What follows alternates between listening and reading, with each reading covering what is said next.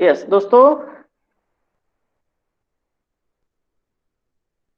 हम स्टार्ट करने वाले हैं आज का अपना नया सेशन, नया चैप्टर, जिसका नाम है इक्विलिब्रियम। अब मैं दो चैप्टर के नाम लेता हूं। पहला चैप्टर का नाम है केमिकल इक्विलिब्रियम, दूसरे चैप्टर का नाम है आयोनिक इक्विलिब्रियम, और तीसरा नाम है सिर्फ इक्विलिब्रियम। कंफ्यूज मत होना। इन board syllabus, in 11 syllabus, chemical equilibrium chapter is related 11th syllabus. In 12th board book, ionic equilibrium, and in NCERT it is only equilibrium, मतलब combination of chemical equilibrium and ionic equilibrium. तो हम start करते हैं ये chapter. ये chapter start करने से पहले मैं कुछ और क्वेश्चंस आपके साथ शेयर करना चाहता हूँ, बिल्कुल सिंपल से। पिछली बातें आपको याद है या नहीं है? What is relationship between rate and concentration of reactant? जल्दी से। Rate and concentration of reactant, yes, very good. It is directly proportional, correct one. चलो अब दोस्तों मुझे बताओ, SN1 reaction either first order है या सेकंड ऑर्डर है? SN1, SN1, yes, it is first order. अब कुछ समझ में आता है? rate of reaction depends upon concentration of only one reactant, that is tertiary butyl bromide, organic section का, राइट। लेकिन SN2 जिसे हम कहते थे, उसके लिए हम क्या कहेंगे? That is nothing but second order. अगर मॉलिक्यूलरिटी पूछी SN1 एंड SN2 की, तो मॉलिक्यूलरिटी दो रहेगी, लेकिन ऑर्डर ऑफ रिएक्शन अलग अलग रहेगी। Got it? चलो एक बार मुझे ध्यान से बताओ, hydrolysis in presence of acid of Easter कौन से ऑर्डर की रिएक्शन है? कौन से टाइप की रिएक्शन कहते हैं? Yes Arya, very good. उसे कहते हैं सूडो फर्स्ट ऑर्डर रिएक्शन। अगर काइनेटिक्स जाएंगे तो that was order nothing but our first order reaction, लेकिन उसे हम कहते हैं pseudo first order reaction. Yes, very good. ये कुछ बातें मुझे इस चैप्टर में लगने वाली है, राइट। तो दोस्तों ये चैप्टर देखते देखते थोड़ा सा एवरीडे लाइफ के एग्जांपल भी हमें आना जरूरी है। तो मैं सबसे पहले आपके साथ शेयर करना चाहता हूं, इसके लिए कितने मार्क्स है। ये एक सिंपल सा स्ट्रक्चर दिखाई दे रहा है, एक डायग्राम दिखाई दे रही है, फिगर कहेंगे हम उसे। एक लड़का एक लड़की दोनों मतलब सीसॉ खेल रहे हैं बेचारे, राइट। तो ये चैप्टर रिलेटेड है इस सीसॉ के ऊपर, जो जिस कंडीशन में है उसे हम कहने वाले इक्विलिब्रियम। तो मैं पहले शेयर करना चाहता हूं, नीट में आपके लिए 2 से 3 क्वेश्चंस इस चैप्टर के ऊपर पूछे जाते हैं। जेई में इसके ऊपर 1 से 2 क्वेश्चंस पूछे जाते हैं। पिछले साल तक ये चैप्टर सीईटी में इंक्लूड नहीं था। According to new syllabus it is included in 12th syllabus, ionic equilibrium. इसका मतलब it is also for CET may be asked 3 to 4 questions. कम से कम 2 या 3 क्वेश्चन तो इसके ऊपर होंगे, मैक्सिमम 4 क्वेश्चंस तक पूछ सकते हैं। तो अब ये इक्विलिब्रियम है क्या, या चैप्टर इक्विलिब्रियम कहना किसे? तो देखो दोस्तों, मैंने थर्मोडायनेमिक्स में आपको बात की थी about reversible reaction, right. Reversible reaction में बताओ मुझे, फाइनली रिएक्शन कंप्लीट होती है क्या? यस और नो? नो, बिल्कुल करेक्ट। रिएक्शन कंप्लीट होती नहीं, तो finally that attend equilibrium, right. जैसे कि मैंने यहाँ पे दिखाया आपको एक सीसॉ का एक छोटा सा मतलब खिलौना कहेंगे, एक लड़का एक लड़की है, इक्विलिब्रियम कंडीशन पे। अब ये इक्विलिब्रियम किसे कहना? यस, अब देखेंगे, मैं थोड़ा सा एक और सिंपल सा एग्जांपल देता हूं, ध्यान से इसकी तरफ देखना। केमिस्ट्री के हिसाब से एक रिएक्टेंट है, एक प्रोडक्ट है, और ये दो अपने अपने मालिक के लिए काम कर रहे हैं। देखो हाँ, ये यहां से इधर लेके जा रहा है, इधर एक ऊपर का मतलब ये इधर जा रहा है, ये इधर आ रहा है, इस हिसाब से। अब इस डायग्राम के ऊपर या एनिमेशन की तरफ देखने के बाद कुछ क्वेश्चंस के आंसर दे दो मुझे। ये ऐसा कंटिन्यू होते वक्त बताओ मुझे, कॉन्सेंट्रेशन ऑफ रिएक्टेंट या अमाउंट ऑफ रिएक्टेंट या अमाउंट ऑफ प्रोडक्ट कम ज्यादा होगा क्या? कुछ भी होगा नहीं। क्या हो रहा है यहाँ पे, एक एंट इधर से इधर जा रही है तो दूसरे एंट अपोजिट डायरेक्शन से जा रही है, मतलब जितना रिएक्टेंट कम हो रहा है उतना दूसरे एंड ये, मतलब हाँ आप बताओ ये रिएक्शन कभी कंप्लीट होगी क्या? नेवर, कभी भी कंप्लीट होगी नहीं। हाँ अब अगर मैंने ऐसा पूछा कॉन्सेंट्रेशन ऑफ रिएक्टेंट या अमाउंट ऑफ रिएक्टेंट या अमाउंट ऑफ प्रोडक्ट कुछ चेंज होगा क्या, तो आंसर होगा नो चेंज। तो सिंपल से डेफिनेशन देखो, what is equilibrium? Equilibrium is a state at which concentration of reactant and concentration of product remains constant। मैंने ऐसा नहीं कहा remains same, दो वर्ड का डिफरेंस समझ के लो। रिमेन्स सेम का मतलब अगर मैंने ऐसा कहा होता तो इधर अगर 2 मोलार है तो इधर भी 2 मोलार होना। मैं क्या कह रहा हूं, रिमेन्स कांस्टेंट। यहां पे अगर 4 मोलार है और इक्विलिब्रियम एग्जिस्ट हो गई, और यहाँ पे 5, यहाँ पे 3 मोलार है, इक्विलिब्रियम एग्जिस्ट हो गई, तो ये 4 की जगह पे 4 ही रहेंगे, 3 की जगह पे 3 ही रहेंगे। तो देखो सिंपल से डेफिनेशन, व्हाट इज इक्विलिब्रियम?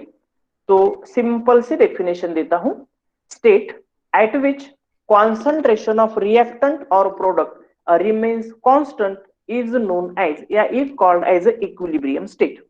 अब अगर मैं इसी को ऐसा कहता हूं, इसे कहता हूं मैं रेट ऑफ फॉरवर्ड रिएक्शन, और इसे कहता हूं मैं rate of backward reaction.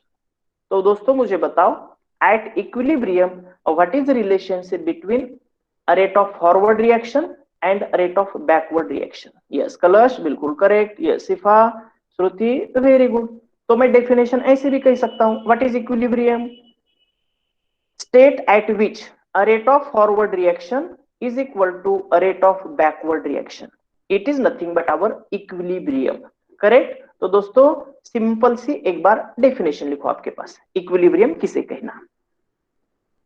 State eight which concentration of reactant or product remains constant is called equilibrium state, is called equilibrium state।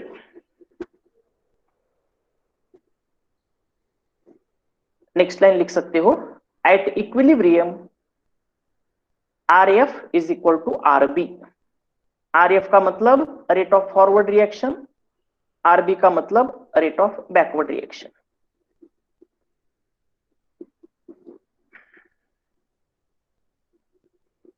हाँ अब दोस्तों एक सिंपल सा एग्जांपल मैं देता हूं, H2O liquid and H2O vapour, इस तरीके की इक्विलिब्रियम एग्जिस्ट है। आपने जल्दी जल्दी आंसर देना है। बताओ मुझे फॉरवर्ड डायरेक्शन के लिए आप क्या नाम देंगे? लिक्विड का कन्वर्जन वेपर्स में होना, क्या कहेंगे इसे हम?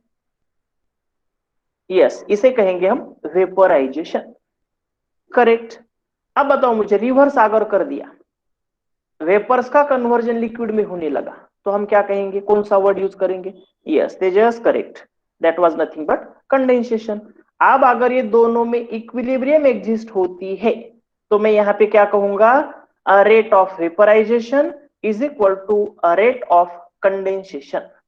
या एक दूसरा वर्ड मुझे बताना है, अब रिएक्टेंट भी प्रेजेंट है, प्रोडक्ट भी प्रेजेंट है, तो ये जो मिक्सचर है इस मिक्सचर को हम कहने वाले इक्विलिब्रियम मिक्सचर।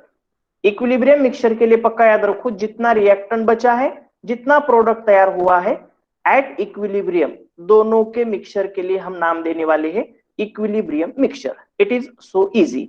अब ये एग्जांपल लिखो मत, हमें डिटेल में देखना है। अब ये जो इक्विलिब्रियम है, तो इक्विलिब्रियम के कुछ अपने पास कब इक्विलिब्रियम एग्जिस्ट होती है, इसके मैं कुछ एग्जांपल आपके सामने दे रहा हूं। मैं 3 डायग्राम आपके सामने रखता हूं, ये तीनों में मुझे आपको डिफरेंस बताना है। इस डायग्राम को मैं कहता हूं फर्स्ट, इसे कहता हूं मैं सेकंड, और इसे कहता हूं मैं थर्ड। डिफरेंस आपको क्या क्या लगता है तीनों में?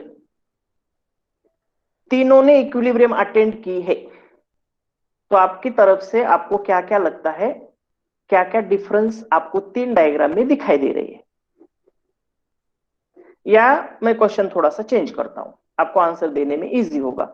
ओके, यस खुशी जी बिल्कुल करेक्ट, यस मुझे यही उम्मीद थी। ओके, साक्षी का कहना है फर्स्ट इज इक्विलिब्रियम।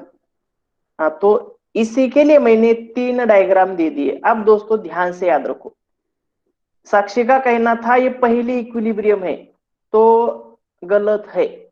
याद रखो, first, second as well as third, तीनों भी इक्विलिब्रियम है, पक्का याद रखो, तीनों भी, all are at equilibrium state.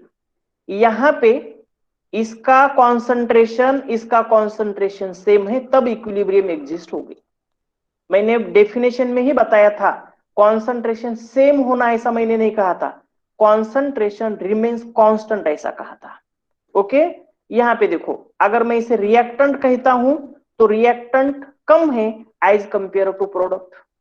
अगर मैं इस कंडीशन में आता हूं, तीसरे कंडीशन में रिएक्टेंट ज्यादा है एज कंपेयर टू प्रोडक्ट, तो याद रखो कौन से भी कंडीशन में इक्विलिब्रियम एग्जिस्ट हो सकती है। तो 3 कंडीशन देता हूं। पहली कंडीशन समझो मैंने ये दे दिया, रिएक्शन ऑलमोस्ट कंप्लीट होने के लिए है, तभी भी इक्विलिब्रियम एग्जिस्ट हो सकती है। रिएक्शन जस्ट स्टार्ट, तभी भी इक्विलिब्रियम एग्जिस्ट हो सकती है। एंड इक्विलिब्रियम कांस्टेंट, मतलब कॉन्सेंट्रेशन या quantity of reactant and product equal है, तभी भी इक्विलिब्रियम एग्जिस्ट हो सकती है। तो दिमाग में से ये निकाल दो कि अगर रिएक्टेंट 50% है तो प्रोडक्ट 50% होना, तभी उसे इक्विलिब्रियम कहना नहीं, it is one condition. Got it? तो equilibrium can exist at starting of reaction, at middle of reaction, as well as at ending of chemical reaction. कभी भी मतलब इक्विलिब्रियम एग्जिस्ट हो सकती है। तो मैं 3 कंडीशन आपको देता हूं। इक्विलिब्रियम कैन एस्टेब्लिश्ड एट, पहली condition, reaction nearly completes, 99% reaction complete हो गई, फिर भी अपने पास इक्विलिब्रियम एग्जिस्ट हो सकती। अगर रिएक्शन जस्ट स्टार्ट हो गई, 0.1% रिएक्शन हो गई, तभी भी इक्विलिब्रियम एग्जिस्ट हो सकती। या तीसरी कंडीशन, रिएक्शन अगर 50% कंप्लीट होती है, मतलब एग्जैक्टली रिएक्टेंट उतना ही, प्रोडक्ट उतना ही, तो इन ऑल कंडीशंस, कौन से भी कॉन्सेंट्रेशन के ऊपर, कौन से भी टाइम पे इक्विलिब्रियम एग्जिस्ट हो सकती है। नोटबुक में लिखना है आपको, इक्विलिब्रियम कैन अटेन, और ये 3 कंडीशंस लिखो। Reaction nearly completes, reaction just started, and reaction 50% completed.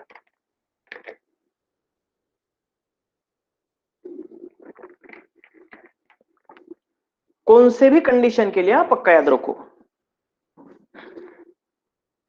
Yes, over, okay very good. चलो अब एक और सिंपल सी बात मैं बताना चाहता हूं। हाँ, आप दोस्तों थोड़ा सा आ, किताब पढ़ने की जल्दी मत करना, जब मैं कहूंगा तभी किताब पढ़ना, क्योंकि कुछ बातें कॉम्प्लिकेटेड दी है, मैं आपको पहले सिंपल करके बताता हूं, उसके बाद में आप किताब पढ़ सकते हो। तो अलग अलग जगह पे आपको 11 के सिलेबस में एंड 12 के सिलेबस में इक्विलिब्रियम के टाइप्स दिए, मैंने कंबाइन करके आपके सामने रखे हैं। इक्विलिब्रियम में आपके पास है 2 टाइप्स के इक्विलिब्रियम। सबसे पहला फिजिकल इक्विलिब्रियम, दूसरा है केमिकल इक्विलिब्रियम। नाम से ही पता चलता है, फिजिकल इक्विलिब्रियम मतलब हम क्या कहेंगे, जिसमें फिजिकल स्टेट का कन्वर्जन होने वाला है, जैसा कि हमने अभी देखा था लिक्विड का कन्वर्जन गैस में। Okay, and what is meaning of chemical equilibrium? Equilibrium occurs during chemical reaction, physical changes के वक्त एंड केमिकल रिएक्शन के वक्त होने वाली इक्विलिब्रियम। अब थोड़ा सा याद रखो, अगर मैंने ऐसा कहा H2O सॉलिड फॉर्म में है और उसका कन्वर्जन होने लगा लिक्विड फॉर्म में, या अगर लिक्विड फॉर्म में आ गया, तो इज एनी केमिकल रिएक्शन? कुछ भी हुआ नहीं, केमिकल रिएक्शन हुई नहीं, तो it is under headline physical equilibrium. Okay, लेकिन समझो H2O की रिएक्शन हम किसी एक आधे केमिकल के साथ कर रहे हैं, और हमें एक प्रोडक्ट कुछ तो अलग मिल रहा है, तब जाके अगर इक्विलिब्रियम एग्जिस्ट होती है तब हम कहेंगे केमिकल इक्विलिब्रियम, केमिकल रिएक्शन के लिए एंड फिजिकल चेंजेस के लिए। हाँ, ये टाइप्स लेने से पहले मैं एक और सिंपल से आपके साथ बात शेयर करना चाहता हूं। इक्विलिब्रियम दिखाने के लिए हम इस एरो का यूज करते हैं, हाफ एरो लेकिन डबल हेड, दोनों तरफ से हेड रहने वाला। मैंने पहले भी आपके साथ ये बात बताई थी, पहले मतलब याद रखो। इक्विलिब्रियम का, इक्विलिब्रियम में अगर ए है बी के साथ तो व्हाट इज मीनिंग? मीनिंग ये है कि नेचर में ए भी प्रेजेंट है, नेचर में बी भी प्रेजेंट है, लेकिन समझो यही एरो इस तरीके का होगा, ये विथ बी, इस तरीके का एरो के ऊपर ध्यान दो, तो इसका मतलब रहता है ना नेचर में ए प्रेजेंट है ना ही नेचर में बी प्रेजेंट है, जिसे हम कहते हैं यस रेजोनेंस कहते हैं। इसके लिए रेजोनेंस दिखाने के लिए, जैसे कि बेंजीन के रेजोनेंस स्ट्रक्चर हमने अगर दिखा दिए दो, तो हमें दोनों भी अवेलेबल नहीं रहते नेचर में, हमें मिलता है कौन सा? Resonance hybrid. तो ये भी बात आपको याद रखनी है। ओके, हाँ चलो अब दोस्तों फिजिकल इक्विलिब्रियम के मैं कुछ टाइप्स दिखाता हूं, बिल्कुल सिंपल से। Solid liquid equilibrium, liquid gas equilibrium, solid gas equilibrium. मैं एक एक डिटेल में लेने वाला हूं, पहले हम टाइप्स देखेंगे। अब देखो, ड्यूरिंग केमिकल रिएक्शंस जो होने वाले आपके पास इक्विलिब्रियम है वो है तीन टाइप्स के, एक है होमोजेनियस, हेट्रोजेनियस एंड तीसरा है आयोनिक इक्विलिब्रियम। अब थोड़ा सा मैं आपको जो वर्ड हुआ है उसके बारे में मैं डिस्कशन करना चाहता हूं। आपको सरफेस केमिस्ट्री में होमोजेनियस कैटालिसिस नाम का कॉन्सेप्ट हुआ है। Homogeneous what was meaning? तब का मीनिंग क्या था? Reactant and catalyst have a same physical state, उसे कहा था आपने, that was nothing but homogeneous catalysis. हाँ, लेकिन अब याद रखो, होमोजेनियस होमोजेनियस इक्विलिब्रियम किसे कहना? Reactant as well as product, इनकी फिजिकल स्टेट सेम होना इक्विलिब्रियम में। हेट्रोजेनियस कब कहेंगे? रिएक्टेंट एंड प्रोडक्ट जिसमें इक्विलिब्रियम एग्जिस्ट हुई है उनकी फिजिकल स्टेट अगर अलग अलग है तो, राइट। और अगर आयंस के बीच में इक्विलिब्रियम एग्जिस्ट होती है, आयंस कंसिडर मैंने ऐसा कहा Fe+2 एंड Fe+3, इनके बीच में इक्विलिब्रियम एग्जिस्ट हो गई तो इन्हें कहूंगा मैं आयोनिक इक्विलिब्रियम। तो केमिकल रिएक्शन में अगर रिएक्टेंट एंड प्रोडक्ट की फिजिकल स्टेट सेम है तो कहेंगे होमोजेनियस, अगर अलग है कौन सा भी एक रिएक्टेंट या प्रोडक्ट तभी हम कहेंगे हेट्रोजेनियस, और अगर आयंस के बीच में इक्विलिब्रियम एग्जिस्ट होती है तब हम उसे कहेंगे आयोनिक इक्विलिब्रियम। अब मैं फिजिकल इक्विलिब्रियम थोड़ा सा डिटेल में लेना चाहता हूं, उससे पहले आप ये सिंपल सा चार्ट आपके पास रहने दो। Equilibrium physical and chemical, solid liquid, liquid gas, solid gas.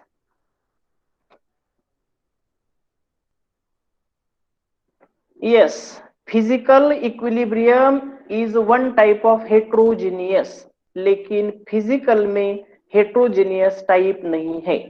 इसलिए मैंने एग्जांपल दिया था प्रिया, सॉलिड वाटर, सॉलिड आइस का कन्वर्जन लिक्विड वाटर में हुआ, कुछ चेंज हुआ का H2O के फॉर्मूले में? कुछ भी चेंज हुआ नहीं। ओके, रिएक्शन नहीं हो गई।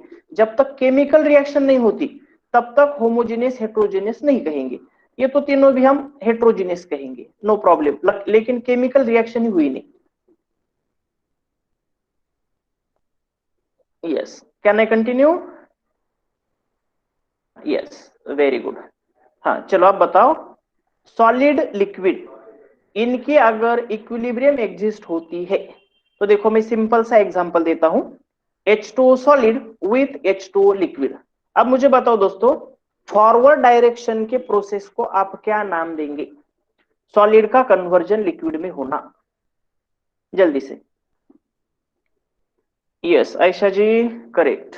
नहीं नहीं, मिस्टेक हो रही है। यस, नहीं नहीं नहीं नहीं, सॉलिड का कन्वर्जन लिक्विड में, ऐसा मत करो। खुशी जी गलत है। यस, प्रथमेश मेल्टिंग कह सकते हो, नो प्रॉब्लम। लेकिन मैंने थर्मोडायनेमिक्स में आपको इसके लिए एक प्रोसेस बताई थी। यस मृणाल, बिल्कुल करेक्ट। इसे मैं कहता हूं फ्यूजन। याद है, सॉलिड का कन्वर्जन लिक्विड में होना। Yes Mayuri, correct. तो देखो, rate of fusion is equal to rate of freezing. Liquid का कन्वर्जन सॉलिड में होना, फ्यूजन की जगह पे आप मेल्टिंग भी कह सकते हो, नो प्रॉब्लम, राइट। अब ये रेट ऑफ फ्यूजन मतलब सॉलिड का कन्वर्जन लिक्विड में होना एंड लिक्विड का कन्वर्जन सॉलिड में होना, जब तक इनका रेट सेम रहेगा तब तक ये इक्विलिब्रियम एग्जिस्ट होगी, राइट। तो ये रही सिंपल सी। अब इसमें क्या कंक्लूजन निकलता है, ये आपको इतना ही याद रखना है। कंक्लूजन याद रखो, हाँ। अब कंक्लूजन क्या निकलता है, देखो, melting point is fixed at constant pressure. आपने थर्मोडायनेमिक्स में पढ़ा है, अगर या सॉल्यूशन चैप्टर में पढ़ा है, एटमॉस्फेरिक प्रेशर अगर आप बढ़ाते हो तो boiling point increases. Same condition एक पर्टिकुलर प्रेशर के ऊपर मेल्टिंग पॉइंट इज फिक्स्ड रहता है। अगर हम एक्सटर्नल प्रेशर कम ज्यादा करेंगे तो मेल्टिंग पॉइंट कम ज्यादा हो सकता है। इट इज कंक्लूजन, ज्यादा कुछ याद रखना नहीं। तो नोटबुक में लिखो, पहली सॉलिड लिक्विड, आपको इसके ऊपर ध्यान देना है, हाँ?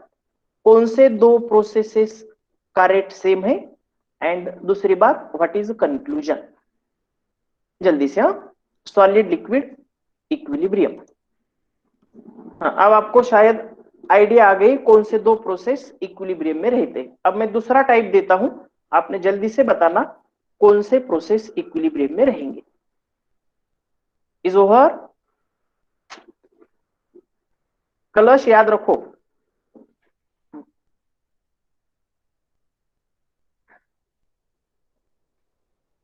हाँ चलो, लिक्विड गैस, बताओ मुझे फॉरवर्ड रिएक्शन के लिए क्या नाम देंगे लिक्विड का कन्वर्जन वेपर में। यस, ये मैंने बताया था। इट इज, सॉरी, यहाँ पे क्या कहेंगे हम, rate of vaporization. Okay, rate of vaporization is equal to rate of condensation, right. अब इसके ऊपर कंक्लूजन क्या देते हैं, देखो, pressure of water is constant at given temperature, तब ये इक्विलिब्रियम एग्जिस्ट हो सकती है। कंक्लूजन इस वर्ड में याद रखो। आपको अगर पूछा liquid gas equilibrium exist under which condition, तब आपको क्या बताना है, गिवन टेम्परेचर के ऊपर अगर प्रेशर ऑफ वाटर कांस्टेंट रहता है तो। ओके, ये सब होने के बाद आपको इजीली याद रहेगा। एक सिंपल सा चार्ट भी दिया है मैंने, वो चार्ट देखने से आपको समझ में आएगा। चलो नोट डाउन कर लो। Second one, liquid gas, rate of vaporisation.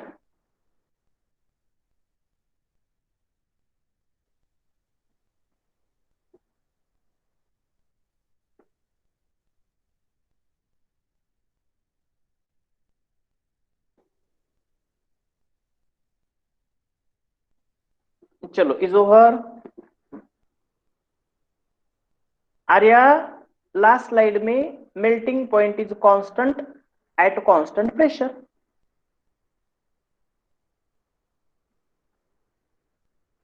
हाँ चलो जल्दी से, सॉलिड गैस, मैं कुछ एग्जांपल दे रहा हूं। कैम्फोर डायरेक्टली कन्वर्ट होता है इसका गैस में। वैसा ही दूसरा कुछ एग्जांपल देता हूं, NH4Cl, जो कि सब्लिमेबल सब्सटेंस है, सॉलिड का कन्वर्जन डायरेक्टली गैस में होगा। आयोडीन सब्लिमेबल कंपाउंड है, उसका कन्वर्जन गैस में होना। ये एग्जांपल आपको याद रखने हैं, हाँ? उसके बाद में देखो,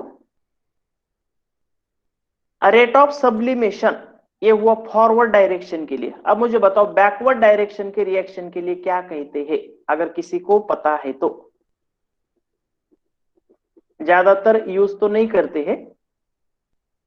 नहीं, डिफ्यूजन तो तेजस हम कहेंगे हाई लेवल से लो लेवल तक आना। रिवर्स, यस श्रेयस, बिल्कुल करेक्ट। इसे कहते हैं डिपोजिशन, गैस का कन्वर्जन सॉलिड में होना। अब कंक्लूजन का मतलब एक बार समझ के लो, आप परेशान मत होना। कंक्लूजन के ऊपर।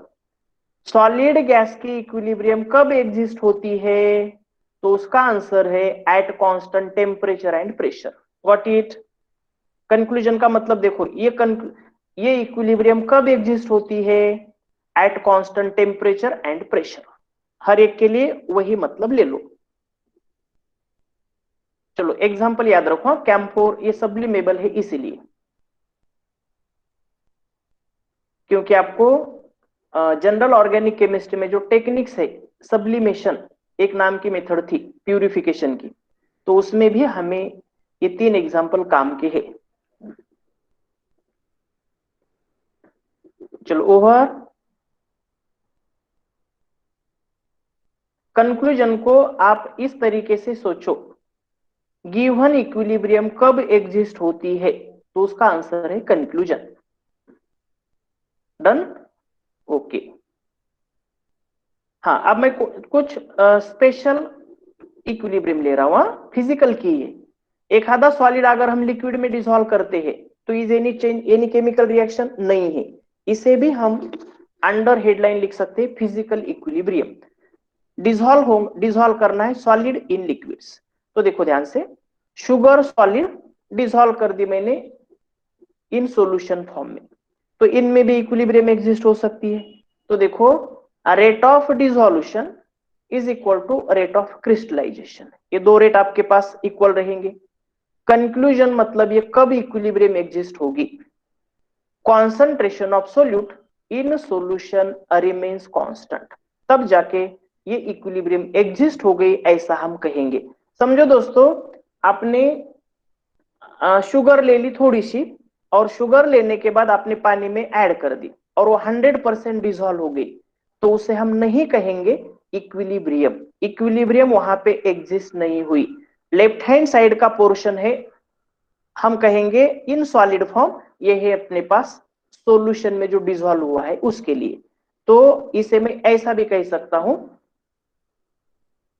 यहां पे डिसॉल्व हुआ पोर्शन और यहां पे अनडिसॉल्व पोर्शन, ये दोनों में जो इक्विलिब्रियम एग्जिस्ट होगी, तब ये इक्विलिब्रियम कब एग्जिस्ट होती है ऐसा अगर पूछा तो हम कहेंगे concentration of solute in solution remains constant. ये तो हमने डेफिनेशन ही देखी वाली है, what is equilibrium.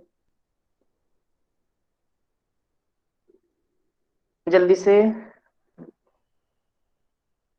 Yes yes yes yes, Prathamesh बिल्कुल करेक्ट। अगर 100% डिसॉल्व हुआ तो इक्विलिब्रियम नहीं एग्जिस्ट हो गई, दैट इज इरिवर्सिबल रिएक्शन। मैंने आपको थर्मोडायनेमिक्स में बताया था, driving force and opposing force, दोनों में अगर डिफरेंस थोड़ा सा रहता है तो इक्विलिब्रियम एग्जिस्ट हो सकती है। चलो इज ओवर।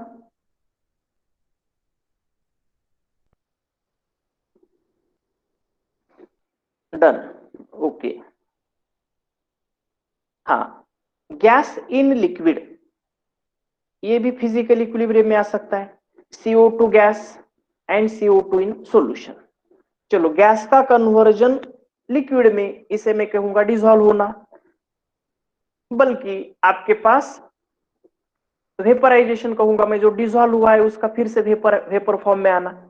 ऐसा अगर होता है तो इक्विलिब्रियम एग्जिस्ट होगी।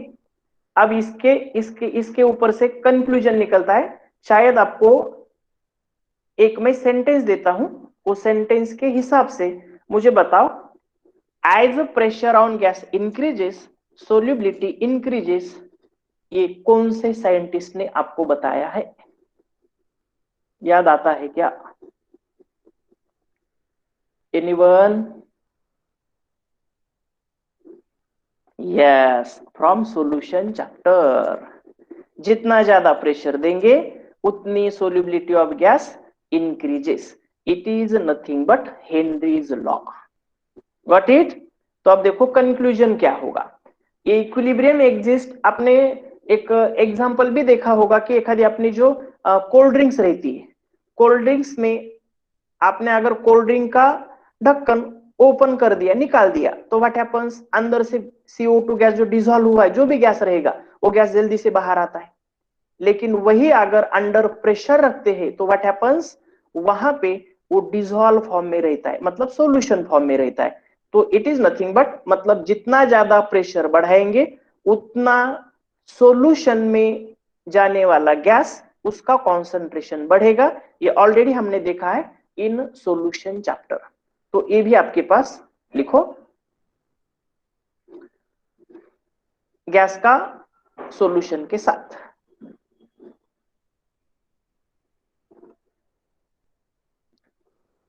इसके ऊपर आपको शायद ही क्वेश्चन क्वेश्चन पूछेंगे, शायद ही। It is just introduction part.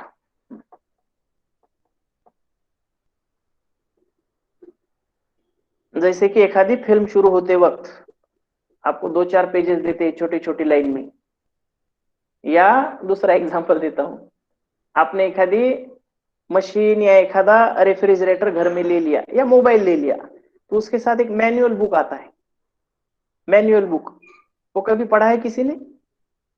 होता ही नहीं। इस तरीके की बात है। ओके, हाँ यस, चलो ओवर। हाँ, अब एक बार मुझे ध्यान से बताओ।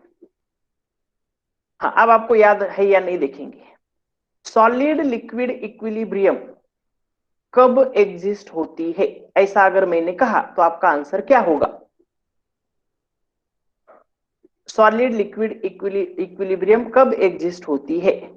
मैं सिंपल सा आंसर देता हूं, at its melting point. Correct, हाँ मेल्टिंग पॉइंट, मेल्टिंग पॉइंट के ऊपर। अगर मैंने कहा लिक्विड एंड गैस की इक्विलिब्रियम कब एग्जिस्ट होती है, आप क्या कहेंगे?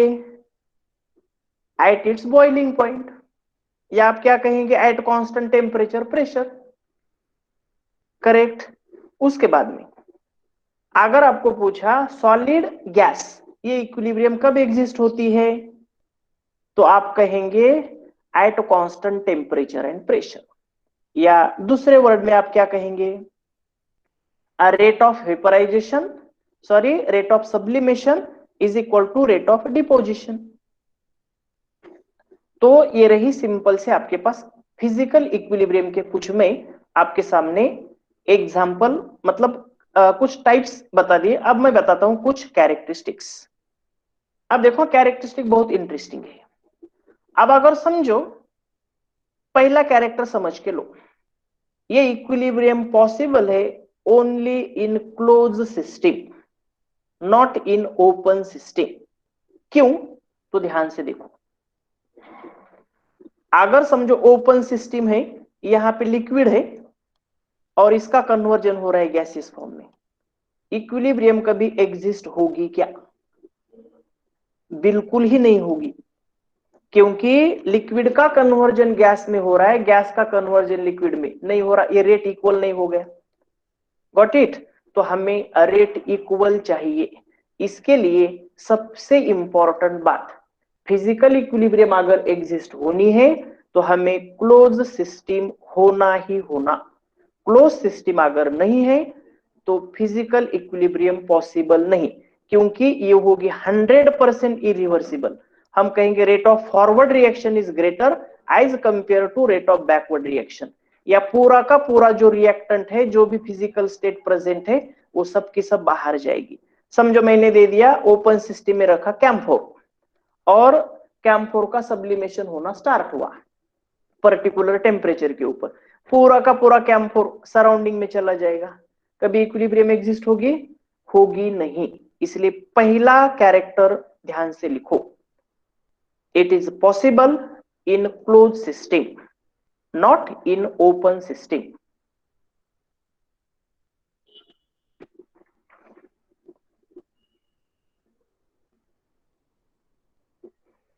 डायग्राम मत निकालो, हाँ मैंने सिर्फ समझने के लिए दिया है। हाँ, अगर आपको ऐसा पूछा क्यों ओपन सिस्टम में फिजिकल इक्विलिब्रियम पॉसिबल नहीं है, तो आप आंसर क्या देना? Rate of forward reaction is much greater than rate of backward reaction. हमें दोनों इक्वल चाहिए। ओवर। हाँ, अब थोड़ा सा इंटरेस्टिंग पोर्शन ध्यान से सुनो। दूसरा कैरेक्टर बता रहा हूं मैं, both opposing process occurs eight same rate, ये तो हमें समझ में आता है, इसमें कोई नई बात नहीं है। तीसरी बात थोड़ी सी समझाने लायक है, there is a dynamic but stable condition. अब डायनामिक का मतलब क्या, तो देखो, हाँ, अब तक हम ऐसा कहते हैं कि पर्सनैलिटी कैसी है तो डायनामिक है, लेकिन हमें इक्विलिब्रियम में देखना है what is meaning of dynamic. दोस्तों मैं एक सिंपल सा एग्जांपल आपके सामने देता हूं, एग्जांपल ध्यान से सुनो। एक 3 माले की बिल्डिंग है, ध्यान से, 3 माले की बिल्डिंग है, ये फर्स्ट, ये सेकंड और ये थर्ड। कुछ लोग यहां से ऊपर जा रहे हैं और कुछ लोग यहां से नीचे आ रहे हैं। दिन भर ये प्रोग्राम शुरू है, दिन भर, कौन सा भी तो ऑफिस है कंसीडर। आप बैठे हैं यहां पे और आप ऑब्जर्व कर रहे हो यहां पे, ध्यान से देखो, आप सेकंड माले पे बैठे हैं और आप ऑब्जर्वेशन कर रहे हो, लोग ऊपर जा रहे हैं, लोग नीचे आ रहे हैं, इस तरीके से आपको ड्यूटी लग गई।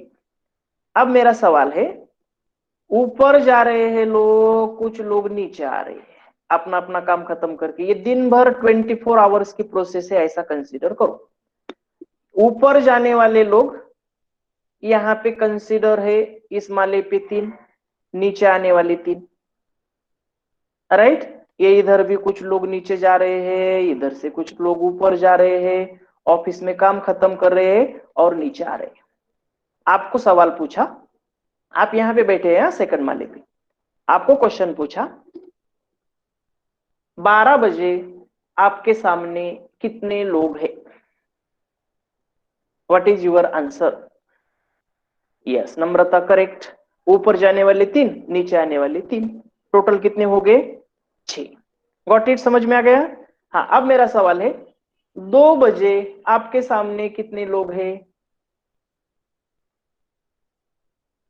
यस, 6 ही है।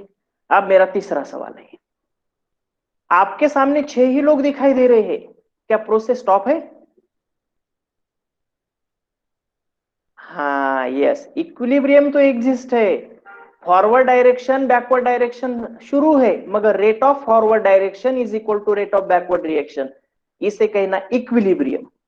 लेकिन देखो, देखने वालों को लगना कि इक्विलिब्रियम यहां मतलब प्रोसेस शुरू नहीं है, देखने वाले को, लेकिन practically rate of forward reaction ऊपर जाने वाले आदमी एंड नीचे आने वाले आदमी सेम है, इसे कहना डायनामिक इक्विलिब्रियम।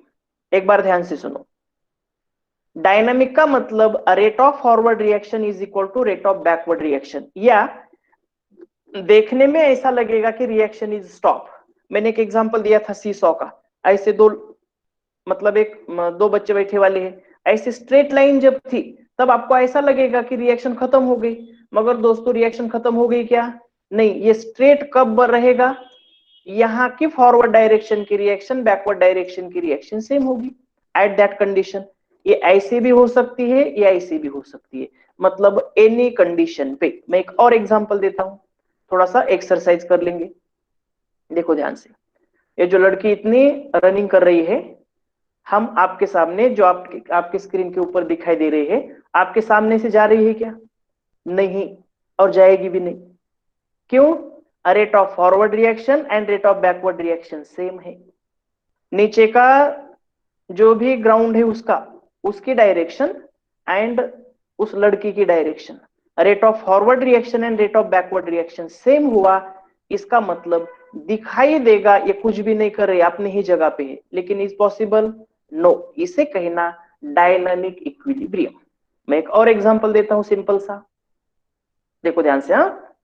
अपने बहुत सारे मॉल में इस तरीके के अपने स्टेप्स देखे वाले हैं, या रेलवे में जो रेलवे स्टेशन जो मॉडिफाई हुआ है उसमें आपके सामने ऐसे, मतलब ये आपको सिर्फ खड़ा रहना है, राइट। तो अब देखो ऐसा हुआ, समझो कि ऐसे चेन के ऊपर, ऐसे स्टेप के ऊपर ये लड़के कहते हैं मुझे ऊपर जाना है। अब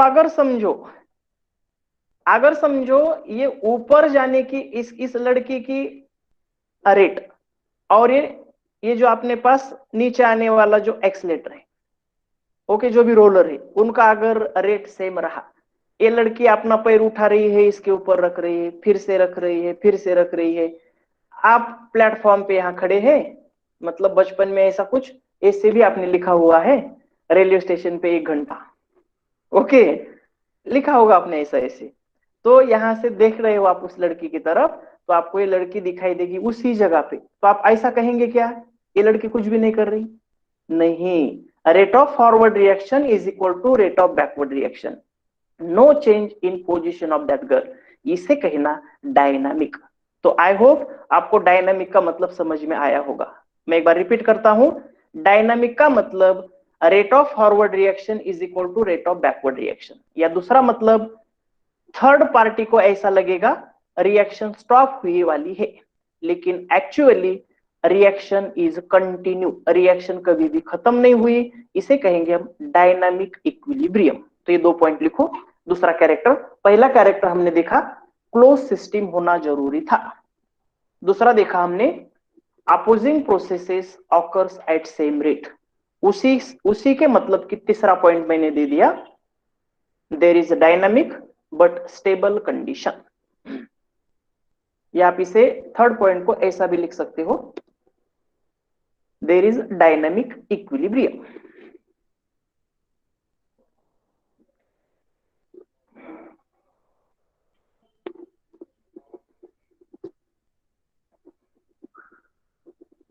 इज ओवर, डायग्राम निकालनी नहीं है, मैंने ज्यादा समय दे दिया। यस, ओके, हाँ चलो और एक आधा पॉइंट देता हूं मैं। 3 पॉइंट देखे हमने, 4 नंबर का पॉइंट देखो, all measurable properties of system remains constant, बिल्कुल सिंपल सा है। मैंने कहा था लिक्विड का इक्विलिब्रियम अगर हम कहेंगे सॉलिड के साथ है, ये ऐसे इक्विलिब्रियम होते वक्त हमने कंडीशन टेम्परेचर कांस्टेंट होना जरूरी था। अगर ये टेम्परेचर चेंज हुआ तो what happens, rate of forward reaction increase होगा। इसका मतलब इक्विलिब्रियम एग्जिस्ट अगर होना है तो जो मेजरेबल प्रॉपर्टीज है, जैसे कि टेम्परेचर, प्रेशर, वॉल्यूम, ये सब प्रॉपर्टीज वहां पे कांस्टेंट रहना जरूरी है। मतलब फिजिकल इक्विलिब्रियम अगर एग्जिस्ट होती है तो इसका मतलब all measurable properties of that system remains constant. अगर टेम्परेचर चेंज होता है तो फॉरवर्ड या बैकवर्ड डायरेक्शन का रेट कम ज्यादा हो सकता है। चलो और एक सिंपल सी बात देखो, magnitude of measurable properties decide extent of reaction. हाँ, अब अपने दिमाग में ये बात थोड़ा सा फिक्स कर लो, एक बार इक्विलिब्रियम एग्जिस्ट हो गई, एक बार, तो इक्विलिब्रियम एज इट इज रहेगी ऐसा नहीं, दैट डिपेंड्स अपॉन आवर, मतलब ये भी इक्विलिब्रियम एग्जिस्ट है, ये भी इक्विलिब्रियम एग्जिस्ट है, ये भी इक्विलिब्रियम एग्जिस्ट है, कौन से भी कंडीशन पे इक्विलिब्रियम एग्जिस्ट हो सकती है। इसका मैं एक सिंपल सा एवरीडे लाइफ का एग्जांपल देता हूं। कंसीडर, ऐसा नहीं होना मगर समझो ऐसा हो गया, आप रास्ते से जा रहे हो, रास्ते से जाते जाते अब आप चल रहे हो, इसका मतलब आप इक्विलिब्रियम में है, आप स्टेबल है, डायनेमिक बट स्टेबल। आप ऐसे चल रहे हो, न जानो ऐसा हुआ कि एक, मतलब एक छिलका है बनाना का, उसके ऊपर आपका पैर गिरा, पैर गिरने के बाद आपके बॉडी का वेट राइट हैंड की तरफ झुकने लगा, तो दोस्तों आपकी बॉडी ऑटोमेटिक कोशिश करती है, या ऐसा होता है इधर अगर गिर रहे हैं हम तो जान दो अपनी बॉडी गिर रही है, गिरेंगे, ऐसा करते क्या? नहीं, हम कोशिश करते हैं वहां पे ये जो अपने पास इधर का फोर्स है इसे न्यूट्रलाइज करने की कोशिश करते हैं, राइट। ये तो हो गई बिल्कुल पहले वाली इक्विलिब्रियम, लेकिन अगर आप राइट हैंड की तरफ अगर गिरते हैं गलती से, तो आपकी बॉडी ऑटोमेटिक कोशिश करती है नई इक्विलिब्रियम एग्जिस्ट करने की, राइट। मतलब आप इस स्टेडी स्टेट में नहीं रहेंगे, थोड़ा सा आप बेंट रहेंगे, लेकिन इक्विलिब्रियम एग्जिस्ट होगी। इसका मतलब अगर मैग्नीट्यूड ऑफ प्रॉपर्टीज हम चेंज करते हैं, जैसे कि सॉलिड लिक्विड में इक्विलिब्रियम एग्जिस्ट हो गई, लेकिन ये इक्विलिब्रियम एग्जिस्ट होते वक्त अगर टेम्परेचर बढ़ गया तो सॉलिड का कन्वर्जन लिक्विड में होगा और फिर से इक्विलिब्रियम नई एग्जिस्ट होगी। इसका मतलब एखादी रिएक्शन इक्विलिब्रियम पे है लेकिन वो फॉरवर्ड डायरेक्शन में जाना या बैकवर्ड डायरेक्शन में जाना ये किसके ऊपर डिपेंड होगा? Depends upon magnitude of that properties. अब वो मास होगा, वॉल्यूम होगा, जो कुछ होगा। आपने बहुत सारे फिल्मों में भी देखा है, शायद एक फिल्म ऐसी है जिसमें संजय दत्त एक पेड़ को लटका हुआ रहता है और उसके ऊपर 4 लड़के आके गिरते हैं, छोटे छोटे, याद है? तो इक्विलिब्रियम वहां पे नई नई एग्जिस्ट होती है। या कुछ फिल्मों में ऐसा भी है, कार में से एक आधे बच्चे को मतलब बचाना है, तब हीरो वहां पे जाता है और जाते वक्त अलग अलग इक्विलिब्रियम एग्जिस्ट होती है।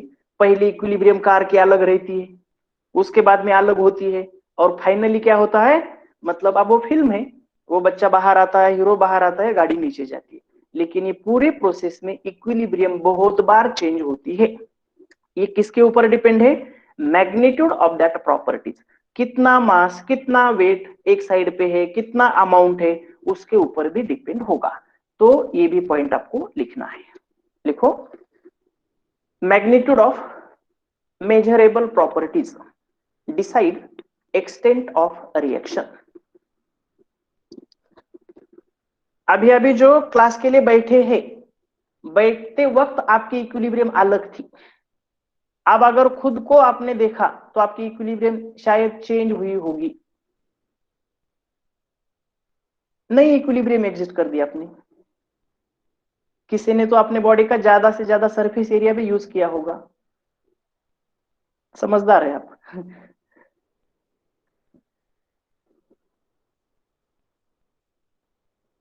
Yes, over. तो ये रहे सिंपल से फिजिकल इक्विलिब्रियम के या इक्विलिब्रियम के कैरेक्टरिस्टिक्स। एक बार मैं थोड़ा सा रिकॉल करता हूं।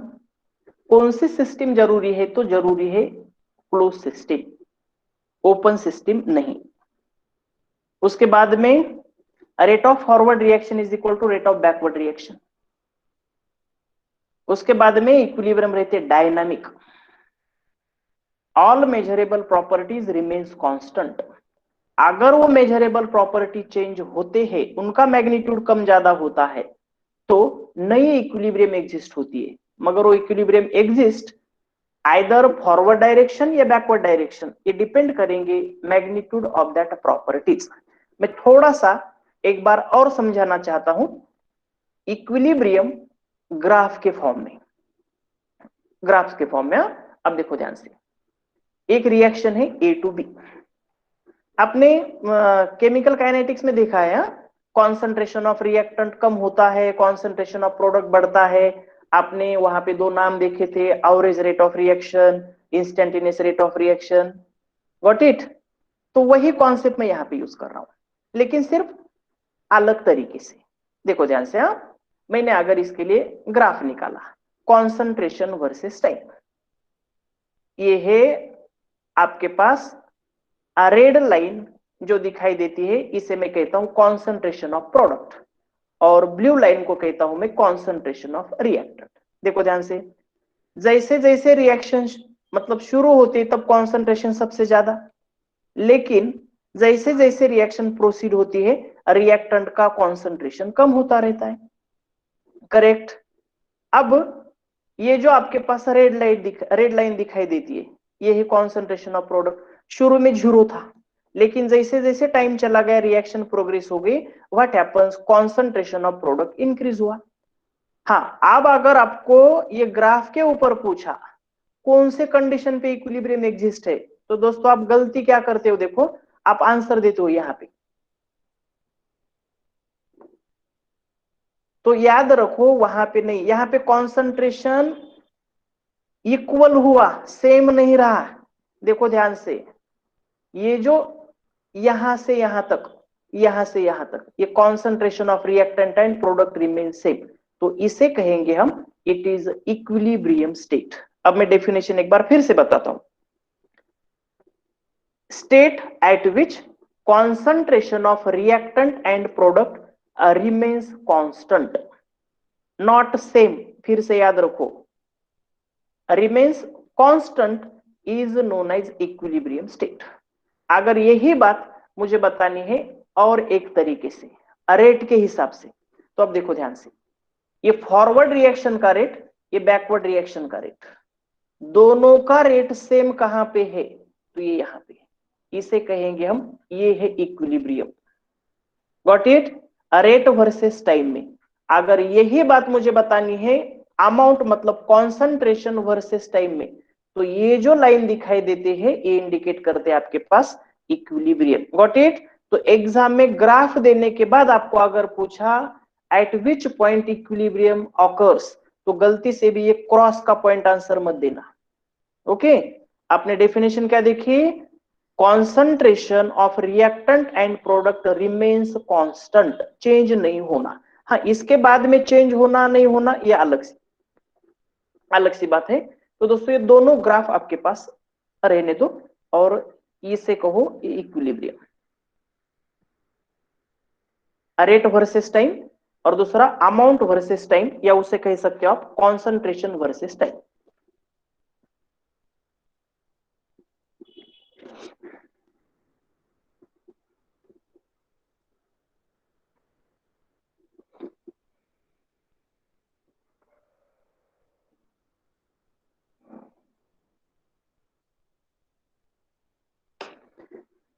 आकांक्षा, दोनों में से एक ही ग्राफ निकालना है, पिछली स्लाइड का रहने दो या ये रहने दो, नो प्रॉब्लम। यहां पे ए की जगह पे रिएक्टेंट दिया, वही बात है।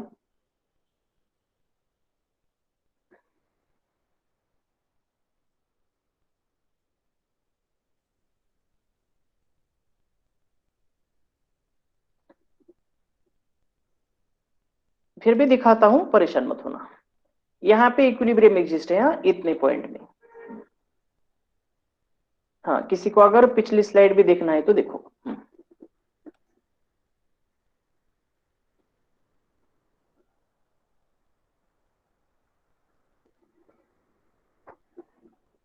यस तनेश, लिखो, आराम से लिखो।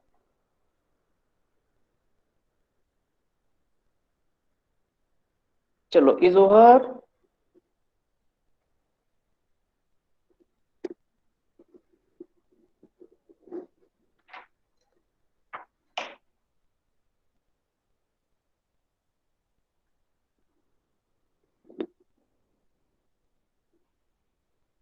ओके ओके ओके, यस देखो।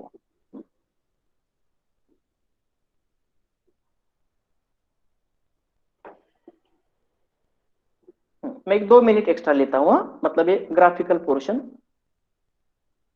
अपना खत्म हो जाएगा। चलो रेडी? हाँ, अब देखो दोस्तों, मैं एक पर्टिकुलर एग्जांपल दे रहा हूँ। H2 प्लस I2HI, इनमें इक्विलिब्रियम एग्जिस्ट हो गई। ग्राफिकली अगर आपको बताना है कहां पे इक्विलिब्रियम है, ऐसा अगर आपको पूछा, तो देखो ध्यान से, कॉन्सेंट्रेशन वर्सेस टाइम। अब ध्यान से याद रखो, हाँ? ये है मेरे पास ब्लू लाइन रिएक्टेंट के लिए और ये लाइन है प्रोडक्ट के लिए। आपको अगर कहा इक्विलिब्रियम कहां पे एग्जिस्ट है, तो इक्विलिब्रियम एग्जिस्ट है ये दोनों के बीच में। समझ में आ गया? Concentration of product and concentration of reactant is same. एक मुझे नया पॉइंट बताना है, पॉइंट ध्यान से याद रखो। इक्विलिब्रियम एग्जिस्ट होते वक्त रिएक्टेंट से प्रोडक्ट की तरफ जाना, it is not necessary. Equilibrium can exist from both side. आपने अगर प्रोडक्ट रखा तो भी रिएक्टेंट की तरफ रिएक्शन आ सकती है। तो मैं एक ही ग्राफ में यहां पे दिखाता हूं, देखो ये रही इक्विलिब्रियम कंडीशन। ध्यान से सेंटेंस रीड कर लो। इक्विलिब्रियम ऑकर्स फ्रॉम रिएक्टेंट और प्रोडक्ट, ये मैं इसी ग्राफ में दिखाता हूं, समझ में आता है क्या? देखो, प्रोडक्ट से अगर रिएक्शन स्टार्ट हो गई तो भी इक्विलिब्रियम यही है, और अगर रिएक्टेंट से प्रोडक्ट की तरफ आता हूं तो भी आपके पास इक्विलिब्रियम वही है। राइट? तो पहले सेंटेंस लिखो, उसके बाद में ग्राफ लिखो, ग्राफ बनाओ। इक्विलिब्रियम ऑकर्स फ्रॉम रिएक्टेंट और प्रोडक्ट।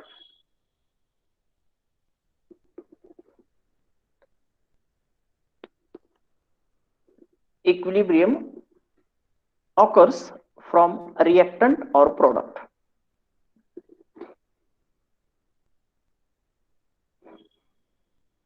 प्रोडक्ट से अगर स्टार्ट कर दी तो राइट हैंड साइड से देखेंगे, रिएक्टेंट से देखेंगे तो लेफ्ट हैंड साइड से। चलो is over.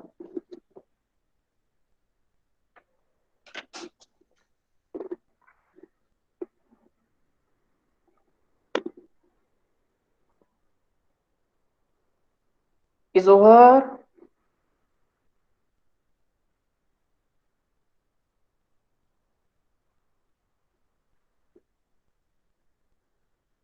Okay okay okay.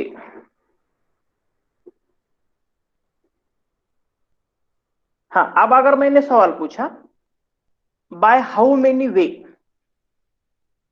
Equilibrium can exist, how many वे, तो आपका आंसर क्या होगा? चलो आयशा जी का कहना है 2, निशा जी, इरम जी 2। सोचो by how many different ways equilibrium can exist. हाँ, तो आप दोस्तों मिस्टेक कर रहे हो। आंसर बताता हूं मैं। Equilibrium can exist by different 3 veg.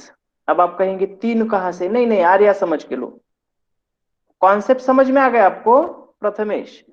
लेकिन देखो 3 कौन से वे? आपने बीकर में H2 एंड I2 रखा, ये पहला वे। आपने बीकर में HI रखा, ये रहा दूसरा वे। राइट, इक्विलिब्रियम एग्जिस्ट हो गई। लेकिन तीसरा वे, आपने कुछ अमाउंट रिएक्टेंट का रखा, कुछ अमाउंट प्रोडक्ट का रखा, कुछ अमाउंट कह रहा हूं, तब जाके उसमें इक्विलिब्रियम एग्जिस्ट होगी। राइट। हाँ, तो आपने अगर ऐसा कहा 1 ग्राम इधर का, 1.1 ग्राम इधर का, ऐसे इनफाइनाइट होगी। लेकिन कहने के लिए हम कहेंगे बाय 3 वेज। पक्का याद रखो, कौन से 3 ways? Reactant to product, product to reactant, and दोनों भी अवेलेबल रहने के बाद। राइट। हाँ, एक और लास्ट ग्राफ देता हूं, हम रुकेंगे। N2 H2 बना दिया NH3। ध्यान से देखो, N2 का कॉन्सेंट्रेशन कम होने लगा, H2 का कॉन्सेंट्रेशन बहुत ज्यादा कम होने लगा। समझ में आता है? Some basic concept chapter. यहाँ पे 3 मोल है, यहाँ पे 1 ही मोल है। N2 का अगर 1 मोल पार्टिसिपेट होता है तो H2 के 3, इसलिए ज्यादा नीचे आ गया। और अब देखो NH3 बन रहा है, तो NH3 दोनों के बीच में बनता है, क्योंकि NH3 हमें ज्यादा क्वांटिटी में पहले से ही था। तो ये ग्राफ निकालो। तो इक्विलिब्रियम यहाँ पे कहां पे है? It is nothing but likewise. मैं इसके लिए 2 ग्राफ अलग अलग दे रहा हूं, from reactant and from product. आपको एग्जाम में रिएक्शन देंगे और कहेंगे which graph correct indicate equilibrium.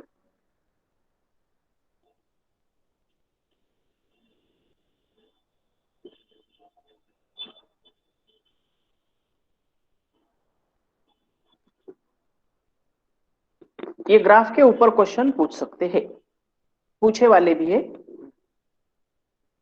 चलो ओवर ये लिखो आपने, फ्रॉम रिएक्टेंट। हाँ, अब अगर आपको ग्राफ फंसाने के लिए ऐसा दे दिया फ्रॉम प्रोडक्ट से, तो देखो हाँ ग्राफ कैसा होगा। फ्रॉम प्रोडक्ट से, प्रोडक्ट की साइड से NH3 का कॉन्सेंट्रेशन कम होने लगा, N2 का कॉन्सेंट्रेशन थोड़ा सा इंक्रीज होने लगा, H2 का कॉन्सेंट्रेशन बहुत ज्यादा इंक्रीज होगा। ये रही इक्विलिब्रियम कंडीशन फ्रॉम प्रोडक्ट।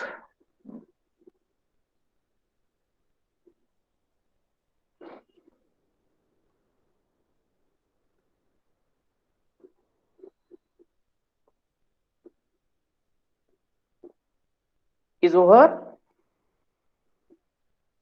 आपको एग्जाम में कहेंगे नहीं ये फ्रॉम प्रोडक्ट फ्रॉम रिएक्टेंट ऐसा देंगे नहीं, आपको सिर्फ कहेंगे which graph indicate correct equilibrium for given reaction. तो यहां पे है इक्विलिब्रियम। चलो is over. Yes, Khatija, Rubia, Prachi, सबका हुआ है। तो अगला पोर्शन, नेक्स्ट पॉइंट जो भी होगा वो हम देखेंगे फ्रेश कल के दिन। आई होप आपको आज का पीरियड पसंद आया हो। We will stop here. Thank you so much.